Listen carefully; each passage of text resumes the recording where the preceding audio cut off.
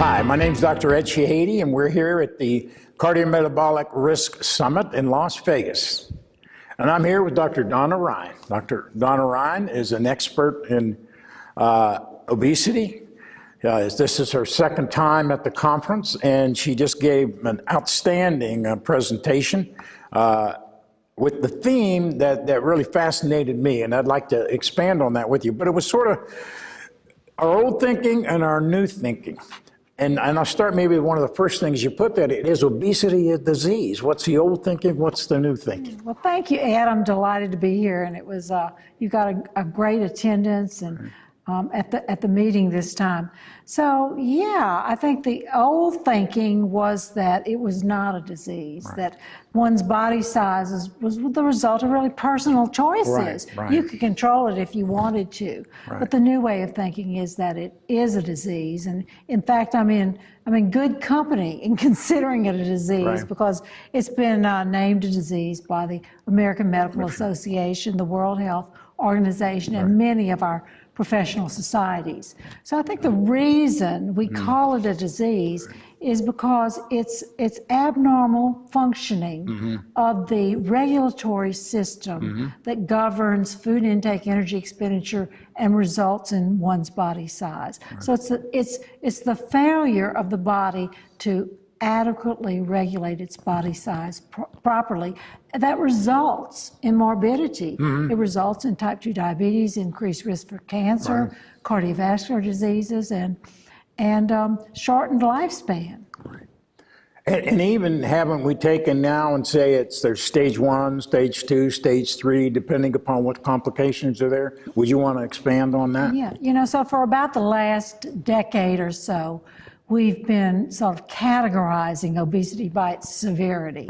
So the severity is linked to the body mass index, the BMI. So, and we know that the higher your BMI, the greater your risk for all of these comorbidities. So we start to see increased risk in the category of BMI 25 up to 30, and that's called overweight. Stage 1 is 30 to 35 obesity. Stage 2 obesity is 35 to 40, and stage 3 is 40 and up. So so we have these categories of how we classify one on one's body weight. But I think it's really important not to stop there. That's just a screening. That's the first screen. Because in that category of overweight, half of the people are metabolically normal. So you really don't want to name call someone based on their BMI. What we really want to identify is people who have risk factors. An elevated waist circumference can be a risk factor. Blood pressure, lipids, blood sugar, all of these things can identify people in that overweight category. Very good. That's interesting. One of the other things I heard you say this morning, an old new thing, was lifestyle versus genetics. You want to talk about that a little bit? I think that's the old way of thinking is that, we would see a patient who's struggling with his or her weight, and we'd think, oh, all that patient really needs to do is change the lifestyle. Just eat a little less and exercise a bit more. And like the finger too, we parent the patronize. We just eat a little less and exercise a bit more, and that should solve the problem. You should change your lifestyle, for heaven's sakes. That's all you have to do. But I think now, I think we have a much more sophisticated biologic understanding of what drives excess body weight and what resists weight loss. So we know that the genes are enormously important. There are more than 110 genes that have been identified as having a role to play in what your and my body size is. And those and the expression of those genes is very much determined by the environment. So if you look at our modern environment in the U.S., where we have lots of things that promote sedentary behavior and less physical activity, and lots of things that really promote food intake, ready availability of delicious highly palatable, energy dense, and economical foods. I mean, it promotes the expression of these genes. Yeah, so that's what's going on. And then I think the other thing that's really critical to understand is that losing weight is not just a matter of willpower, because once your body goes into negative energy balance, once you begin to lose weight, these physiologic adaptations occur. There's a metabolic adaptation. Your metabolism decreases. There's a reduction in resting energy expenditure, and there's an increase in all of these signals that regulate hunger and satiety. So you're hungrier, you have less satiety, your metabolic rate is down, you're handicapped. It's hard to keep losing weight, and it really promotes regaining weight.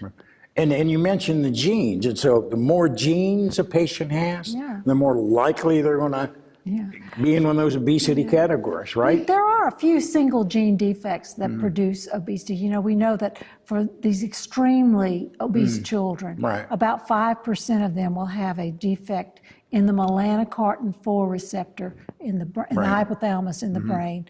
And that's a very important receptor that regulates hunger and satiety. But for the most part, it's the aggregation of multiple risk alleles. It's 110 genes that all have some small effect. And so it's the aggregation of, it's kind of like hitting the jackpot. When you get a lot of these genes at play, it really, it has an effect on making you much more susceptible. But it's not just genes. I mean, there are things that occur that also promote weight gain, like medications. Look at insulin, the sulfonylureas. Antidepressants. Beta blockers. So a lot of the medications you and I are prescribing can promote weight gain. And then stress. We know that stress is a contributor. Sleep deprivation. There's some medical conditions, but they're pretty rare. Hypothyroidism, of course, a little bit of weight gain with that. PCOS, polycystic ovarian syndrome. There's a rare condition, but it's injury to your hypothalamus really can promote extreme weight gain. And that can occur with trauma or people who've had surgery for, say, a craniopharyngioma. So all of those things can really drive weight gain. Let's talk about medication, because I think, I know exactly what I wanted, but within the last year, you were a co-author, and Garvey was the lead author, and looking at phentermine and topramine in diabetics, and maybe pre-diabetics. And what I thought was fascinating about that, from my perspective, was that you looked at the patients, and there was weight loss. But that's not what triggered my thinking. It was the delay in their developing diabetes. In fact, the diabetes prevention program, 58% reduction, but that was a 4-year study. Yours is 108 weeks, a little bit over 2 years, but it was a 76% reduction in those who had diabetes. So was that weight loss alone? Is there more strenuous exercise, or is the medication? Those two medications may be better than, well, I'm sure you added lifestyle with that, but just, can you put that all together and help me understand it? And it's the weight loss. It's the curious power of weight loss to prevent diabetes. That's the punchline. I'm going to tell you why it's that. But it was only about 14%, right? That's pretty good. So in look ahead, it was only about 7%. So the more weight loss, the greater the reduction in risk for developing big diabetes.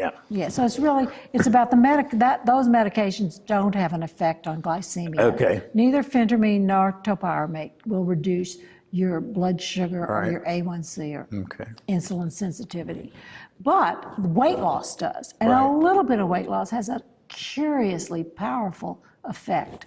So that's what's going on there. But you asked about exercise. In DPP we did an analysis to see if what was the role of weight loss versus exercise. So we could quantitate exercise across all the people.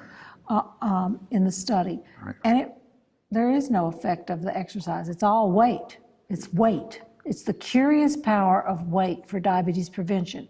You know, this is enormously important. In the US, we have 78 million people who have prediabetes. Right. And that means that over the next 5 years, at least 30% of them will progress to type 2 diabetes. And of course, the disease burden is not something our society can handle. We've got to get this under control. Well, how many people would disagree with you that exercise does not provide, because I guess you're not saying it does nothing, it's the weight. Yeah. I feel it's the combination. So, all right, tell me where I'm wrong. Okay, let's have a little talk about that. You know, there's no way to sustain weight loss unless you're physically active. Okay. That's just the facts of life. Okay. So yeah, exercise plays a role, but the effect in terms of diabetes prevention is primarily mediated by the weight. Okay. It's, you know, if you kept weight constant and increased exercise, you would not have an effect on diabetes prevention. Okay. Very good. However, the physical activity is one of the key components in weight loss maintenance. You know, we think it is the big thing that will help with this metabolic adaptation. It helps sort of reset, we think, you know, the relationship. So that, you know, so that it's easier to maintain that lost weight. It's probably less important in producing weight loss because it takes so much physical activity to lose a pound. But I'm telling you, I'm a big devotee of physical activity, especially about keeping it off. Yeah. Well, I think we're probably focusing on one thing, weight loss. If we looked at ability to do activities of daily living, ability to survive, go up and down steps, et cetera, if we didn't add exercise in there, and especially resistance exercise, it would not be as effective. I'm not saying that being fit isn't good for you. You can be healthier by being fit at any weight. Okay, very good. We're agreeing. But it was a good, nice controversy. That'd be a good article we could talk about. Thank you very much. That was great, as always. Always learn a lot. You're the best. Thank you.